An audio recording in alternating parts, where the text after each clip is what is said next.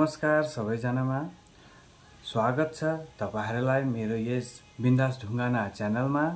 आज पनि नयाँ भ्लगको साथ म उपस्थित भइसकेको छु। मेरो छिमेकी अथवा साइनामा मेरो मामा उहाँले आफ्नै हातले बनाउनु भएको अमूल्य चीज जुन चाहिँ हाम्रो लागि मूल्य छ, त्यो अमूल्य चीज बनिनुमा कति समय लाग्छ र के हतियारहरू प्रयोग हुँदो रहेछ भनेर उहाँकै सामु हामी उहाँसँग यही कुराकानी गरेर उहाँसँग हामी यस अमूल्य चीजको जानकारी लिनेछौँ र आउनुहोस् उहाँलाई सहयोग गरौँ। म चाहिँ अब जाँदैछु है, मामाहरूको घरमा जाँदैछु उहाँसँग के कुराकानी गर्नुको लागि। र आजको मौसम हेरिहाल्नुहोस्, हावा चलेको हेर्नुहोस्, यहाँ हेर्नुहोस् हावा चलेको हेर्नुहोस्, उडाउला जस्तो हावा आउँदैछ है। आज चाहिँ हावा पनि चलिरहेको छ होइन, घाम पनि लागिरहेको छ, राम्रै लागिरहेको छ। दिन चाहिँ अब राम्रै भएको छ, यतिको दिन त राम्रै भन्नु पर्यो। हिजोसम्म चिसो थियो, दुईवटा ज्याकेट लगाएर हिँड्नुपर्ने दिन भएको थियो र आजको दिन चाहिँ एकदम दामी दिन भएको छ।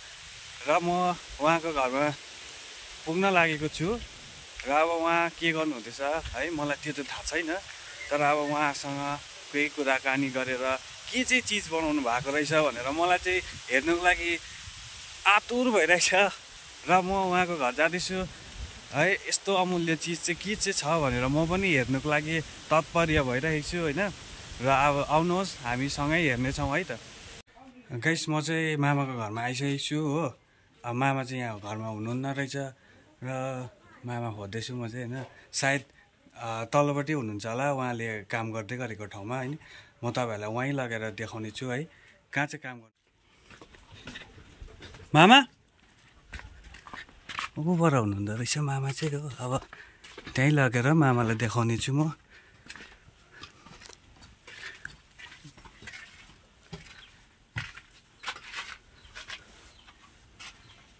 यहाँ हुनुहुँदो रहेछ मामा चाहिँ है, उहाँले चाहिँ काम गर्नु हुँदो रहेछ। र अब उहाँलाई चाहिँ म सोध्नेछु, तपाईँहरूले सायद चिनिसक्नु भयो होला, गेस गर्नु हुँदै होला है यो चाहिँ के रहेछ भनेर। मामा हजुर नमस्कार। नमस्कार। के गर्नुभएको यो? यो मादलको ढुङ्ग्रो बनाइरहेको भनिस्। ढुङ्ग्रो? मादलको ढुङ्ग्रो क्या। ए मादल बजाइन्छ नि। हजुर हजुर। के अरे अब हामी नेपाली गोर्खा दाजुभाइहरूको यो एउटा संस्कृतिको बाजा भनेर परम्पराले मानेर ल्याएको, त्यसले गर्दाखेरि मलाई पनि यसो बनाइहेरौँ न भन्ने एउटा प्रेरणा आएर बनाउँदैछु र रङ लगाएर यसो कतिको रूपान्तर हुन्छ यसो सिकिहेरौँ भनेर नि भनिस्। अच्छा अच्छा। यो चाहिँ अब भन्छ हुन त उहिलेको पुर्खा बाजे बोजूहरूले अथवा झाँक्री जनपाहरूले विशेष गरी ढ्याङ्ग्रोहरू बजाउँछ भन्छ। अनि छतिवनको रुखको चाहिँ खुबै राम्रो भनेर भनेको सुनेको थिएँ। त्यसले गर्दाखेरि यो छतिवनको एउटा साथीकोमा ढुङ्ग्रो थियो, रुख काटेको थियो। त्यसले गर्दाखेरि मैले यसो अब यो बनाइहेर्नु। अनि अर्को गुण चाहिँ यसको के छ भन्दाखेरि यो हल्का, अनि हल्का यसमा किरा त्यति साह्रो कीटाणुसहरूले लाग्दैन, बोकेर हिँड्नु हल्का। अनि अलिकति स्वर पनि यसको आउँछ भनेर भनेको सुनेको थिएँ र त्यो आधारमा चाहिँ मैले यसो बनाइहेरेको नि त। अन्त मामा जुन चाहिँ यो तपाईँले दल्नु हुँदैछ नि यो कालो, यसलाई चाहिँ के भनेर भनिन्छ? के हो यो चाहिँ? अब रङ अब एक चाहिँ त अब प्राय अब आफ्नो आफ्नो इच्छाको रङ हुन्छ। प्राय मैले चाहिँ देखेँ मादलको ढुङ्ग्रोहरूमा प्राय कालो कालो रङ, अनि त्यसमा कतिले यसरी रेगाहरू बनाउँछ अनि राम्रो देख्नुको लागि अलिकति आफ्नो कलाहरू देखाउँछ। तर म चाहिँ भर्खर एउटा सुरु गरेको हुनाले यो एउटा के अरे भित्रबाट पनि किरा नलागोस् भनेर भित्र चाहिँ सेतो अनि बाहिर चाहिँ यो कालो रङ, र यसलाई किरा फटेङ्ग्रा कुनै किसिमको कीटनाशकहरूले चाहिँ असर नपारोस् भनेर चाहिँ बनाउँदैछु र रङ पनि लगाएर अलिकति देख्नुमा पनि यसो राम्रो हुन्छ कि भन्ने आशा छ है। त्यो आशा अनुसार चाहिँ बनाउँदैछु र के अरे यो मेरो एउटा टाइम पास पनि हो। अर्को कुरो अब बनाउँदाखेरि हुन्छ कि हुँदैन भन्ने एउटा सुरुवात चाहिँ गरेको छु। अन्त मामा तपाईँलाई अब त्यो देखेर होइन त्यो सुनेर कसैले के भनेर तपाईँलाई अब प्रेरणा आयो म पनि यो गर्छु भनेर होइन। तपाईँलाई अब यो जुन चाहिँ अब यसलाई त फ्रेम भनेर भनिन्छ, अब फ्रेम भएको नि त यो त होइन, यो एउटा फ्रेम ढुङ्ग्रो भयो नि त। अब यो ढुङ्ग्रोलाई यो सेपमा ल्याउनु चाहिँ तपाईँलाई अब कति समय चाहिँ लाग्यो? यो अब समय यति लाग्यो भन्नु चाहिँ म भन्नु सक्दिनँ, किनभनेदेखि अब यसलाई समय पनि अब लाग्छ। यो एकै दिनमा सबै कुरो सक्ने होइन, किनभने यसलाई भिजाउँदै अनि के अरे एकदम होसियारसँगले अब यसले काम गर्नु पर्यो अनि यो एउटा ठोक्नु पर्यो। त्यसले गर्दाखेरि यसलाई रेगा बनाउनु बहुत समय लाग्छ। अनि यो जबसम्म यो तलकोसम्म छेड हुँदैन, यो जब यतापट्टिको सम्म छेड हुँदैन तबसम्म चाहिँ एकदमै साह्रो पर्छ। जब यो ढुङ्ग्रो छेड परेर जान्छ तब चाहिँ अलिकति सुविस्ता हुन्छ र त्यति बेला चाहिँ अलिकति छिट्टो हुन्छ। त्यसले गर्दाखेरि यसको टाइम यति लाग्छ भन्ने चाहिँ भन्नु सकिँदैन। भनेपछि तपाईँले जुन चाहिँ यो छेड बनाउनु भएको छ यसको यो छेड चाहिँ तपाईँले यही हतियार इस्तेमाल गरेर बनाउनु भएको हो? यो हतियार चाहिँ अब मेरो एकजना साथीले के अरे उहाँ पनि बनाउँथ्यो। जस्तै अब रानीवनमा थियो पहिला है, रानीवनमा त धेरै मादलीहरू गाउँथ्यो। उनीहरूले यसरी मादल बजाएर गाएर पुरा काम थियो, मारुनीहरू काम थियो। अनि रुँदै उनीहरूले ससीहरू गाउँथ्यो। अनि त्यो ससीहरू गाउँदाखेरि मेरो माइला दाजु पनि मारुनी थियो र मारुनी हुँदाखेरि उनीहरू गीत गाउँदै नाच्दै गर्दाखेरि चाहिँ म केटाकेटी हुँदाखेरि सुनेको आधारमा चाहिँ मलाई पनि यो मादलको संस्कृति, मादलको आवाज र मादल जो छ एउटा मानिसको दल भएर चाहिँ यो बनिएको संस्कृति हो। त्यसलाई गर्दाखेरि हाम्रो पनि बचाइराख्दाखेरि के हुन्छ त भन्ने कुराले चाहिँ मैले यो एउटा कोसिस गर्दैछु।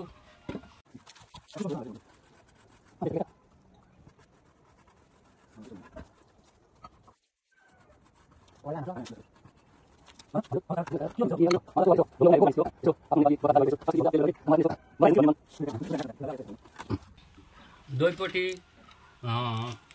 एकै नाप हुँदैन। यो के अरे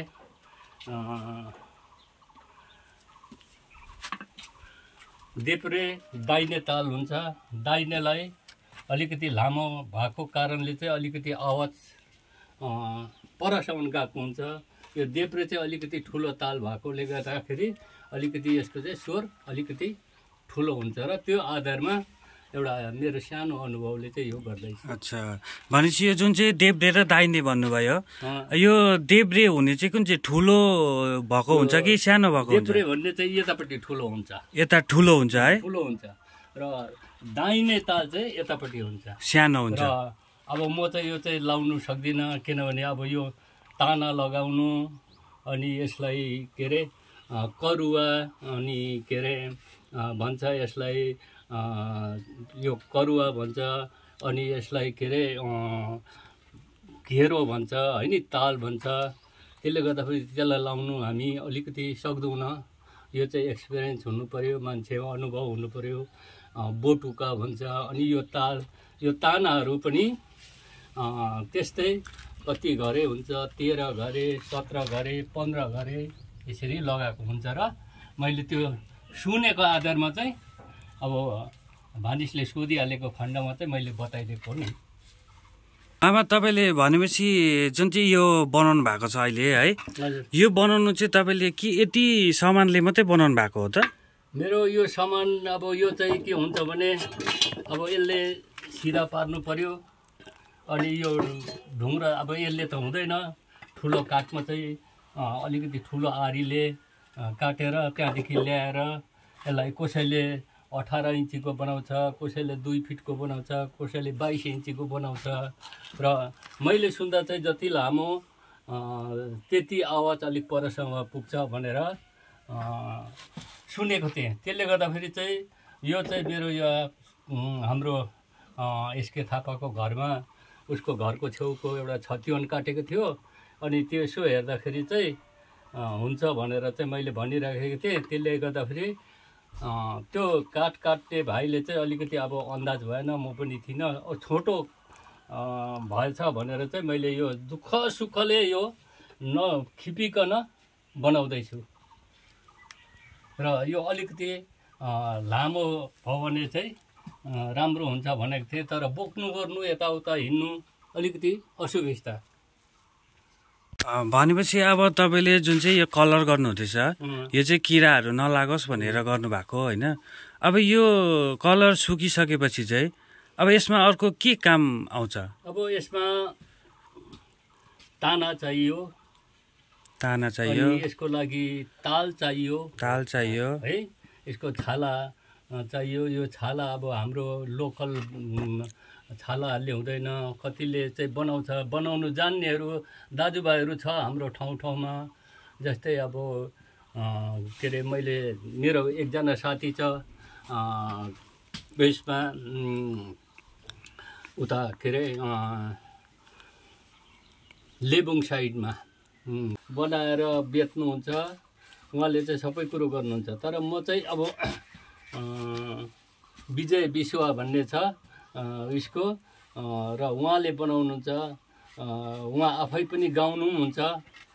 र अच्छा, विजय विश्व भनेको चाहिँ तपाईँको लेबुङको होइन, तपाईँको साथी पर्नुभयो भनेपछि मामा तपाईँले यो फर्स्ट टाइम बनाउनु भएको हो कि पहिल्यैदेखि बनाउँदै आउनु भएको थियो? पहिला फर्स्ट टाइम हो यो मेरो, एकदम प्रथम पल्ट हो। अच्छा गाइस, अब तपाईँले सुनिहाल्नुभयो है, यो चाहिँ मामाको फर्स्ट अरे फर्स्ट भन्ने बित्तिकै कति मजाको बनाउनु भएको छ हेरिहाल्नुभयो है, कति मजाको राम्रो चिटिक्क परेको। फर्स्टमै यतिको राम्रो बनाउनु हुँदो रहेछ उहाँले भनेपछि अब बिस्तारै उहाँले बनाउँदै जानुभयो भने झन् कति मजाले बनाउनुहुन्छ होला, कति दामी बनाउनुहुन्छ होला है। उहाँले अब आएर पनि फेरि पनि बनाउनुहुन्छ कि हुँदैन यो पनि फेरि सोध्नेछौँ, र बनाएर के गर्नुहुन्छ त भनेर त्यो पनि हामी जान्नेछौँ है त। अन्त मामा तपाईँले अब यो फर्स्ट टाइम भन्नुभयो है, फर्स्ट टाइममै अब यतिकै मजाको बनाउनु भएको छ, र अब फेरि भोलिको दिनमा पनि तपाईँले फेरि अझै बनाएर जानुहुन्छ कि के यतिमै सीमित राख्नुहुन्छ त? मेरो यो चाहिँ अब के हुन्छ, अब मेरो यो एउटा पहिलोपल्टको एउटा सिकौरी उयो हो, र यसको अब अलिकति अब अरूबाट केही प्रेरणा पाएँ, अनि अरूबाट यसरी हौसला आफ्नो जातिको निम्ति कमसेकम अरू केही गर्नु नसके पनि एउटा चिनो स्वरूप बनाउनु अथवा परमेश्वरको आशिष मैले पाउन सकेँ र गरेँ भने गर्छु। किनभने यो उमेरमा, किनभने बेला बखतमा कोही बेला गाउने बजाउने पनि एउटा मौका पाएको खण्डमा गरिरहेको छु। त्यसले गर्दाखेरि म त्यति जान्ने चाहिँ होइन हुनु चाहिँ। शालिमार प्रयोग गर्नुहुँदो रहेछ उहाँले, शालिमार। यो अर्को हेर्नुहोस् कलरहरू उहाँले यसरी जम्मा गरेर प्रिन्ट गर्नुहुँदो रहेछ। तपाईँले अब जस्तै यो बनाउनु भयो है, यसको नाम के भन्नुभयो तपाईँले? यो हामी त अब ढोलक भन्छौँ, ढुङ्ग्रो चाहिँ यो चाहिँ ढोलकै भन्छौँ, मादलको ढुङ्ग्रो है, मादलको ढुङ्ग्रो हुन्छ, ढोलक हुन्छ, ढ्याङ्ग्रो हुन्छ, अनि अनेक किसिमको उयोहरू उपयोग गर्छ। विशेष छतिवनको चाहिँ, अनि छतिवन चाहिँ हल्का विशेष गरी बोक्नुलाई सजिलो, के अरे अलिकति अब ओसिँदैन राति पनि। जस्तो ढोलकहरू अरूको पनि हुन्छ, जस्तो सिरिसको के को, तर यो चाहिँ अलिकति नउसिने कारणले चाहिँ सुनेको, अथवा मैले पनि एउटा के अरे बनाइवरी बजाएको छु हो। अनि म त्यति ठुल्ठुलो उसमा त छुइनँ। भनेपछि तपाईँले बजाउने पनि गर्नुहुन्छ? हजुर बजाएर मैले अब कति ठाउँ अब विशेष गरी मैले 1990मा दार्जिलिङको गोर्खा रङ्गमञ्च भवनको ओपनिङ हुँदा त्यहाँ 3 दिनको एउटा डिजेसीले समारोह गरेको थियो। त्यति बेला मैले एउटा भाग लिने मौका पाएँ।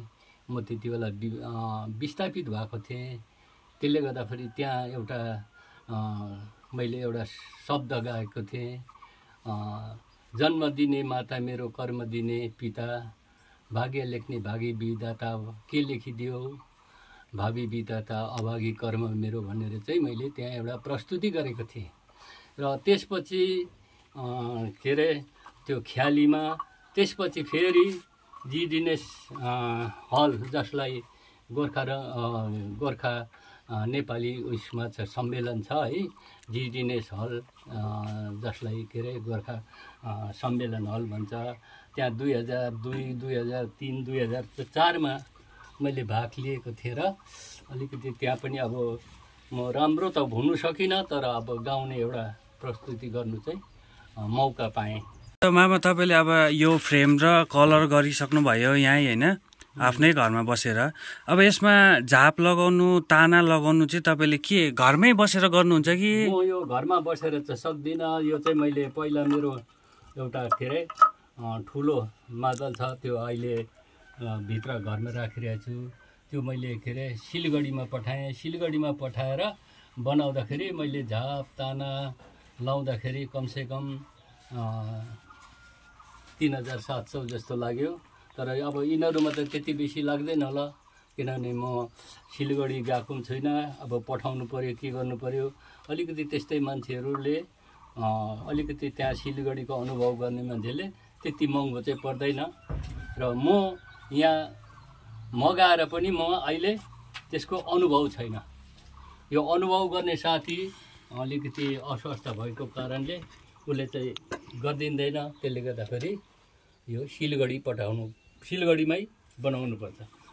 गाइस तपाईँहरूले देखिहाल्नुभयो उहाँको है, उहाँले कसरी चाहिँ बनाउनु हुँदो रहेछ, के गरेर बनाउनु हुँदो रहेछ, र अब यसको फिनिसिङ गर्नुको लागि चाहिँ उहाँले कहाँ लानु हुँदो रहेछ भन्ने कुरो हामीले सबै जानकारी पाइसकेको छौँ है। र तपाईँहरूलाई पनि कसैलाई पनि जरुरत छ भने उहाँसँग सम्पर्क गर्न सक्नुहुनेछ।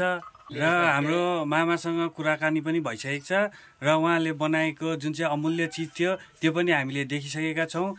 र अब चाहिँ हामीले बिदा माग्ने पनि टाइम भइसकेको छ, समयले धेरै टाढा काटिसकेको छ है। र मामालाई अब बिदा मागेर हामी यहाँबाट घरतिर प्रस्थान गर्नेछौँ है त। मामा अब हामीले तपाईँकोबाट जतिसक्दो जानकारी हामीले लिइसकेका छौँ है। र अब तपाईँले अब यो काम धेरै राम्रो काम गर्नुहुँदैछ है। अब आशा गर्छु जनताबाट पनि केही कमेन्टहरू आउँछ भन्ने। र तपाईँलाई अब यो तपाईँले है संस्कृति बचाएर राख्नु भएकोमा तपाईँलाई पनि धेरै धेरै धन्यवाद। र आज तपाईँसँग कुराकानी गरेर मलाई पनि धेरै खुसी लागेको छ। हामीले पनि यहाँबाट केही सिक्नुपर्ने हुन्छ, प्रेरणा अब तपाईँकोबाट हामीले प्रेरणा पाउनुपर्ने हुन्छ आशा है।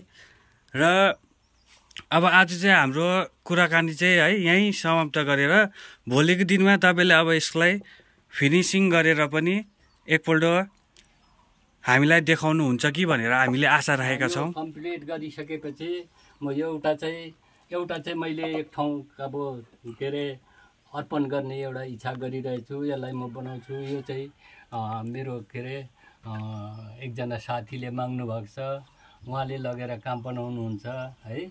मैले एउटा पहिला बनाएर चाहिँ पहिला सिकेर बनाएर एक ठाउँ प्रोग्राममा पनि गरेँ। अनि अब भानिसलाई पनि धेरै धेरै धन्यवाद छ। अनि परमेश्वरले अनि हामीलाई दिएको कलालाई चाहिँ बचाइराख्नुमा, सबैले बचाइराख्नुमा एउटा कर्तव्य हुन्छ भन्ने मलाई लाग्छ। र मैले यो ठुलो एउटा चाहिँ होइन, एउटा गाउँभित्र अथवा यसो भानिसहरू आएर सोधिहालेको खण्डमा चाहिँ मैले अब मेरो आफ्नो अनुभवलाई चाहिँ बताइदिएँ। यसरी अरूले पनि यसरी आफ्नो आफ्नो एउटा कलालाई बचाइराख्ने एउटा आशिषलाई चाहिँ जान्न सकौँ भन्ने चाहिँ प्रकृतिको प्रेम अनुसार चाहिँ हामी जिउन सकौँ भन्ने चाहिँ मलाई लाग्छ। हजुर, हुन्छ, धन्यवाद मामा, तपाईँलाई धेरै धेरै।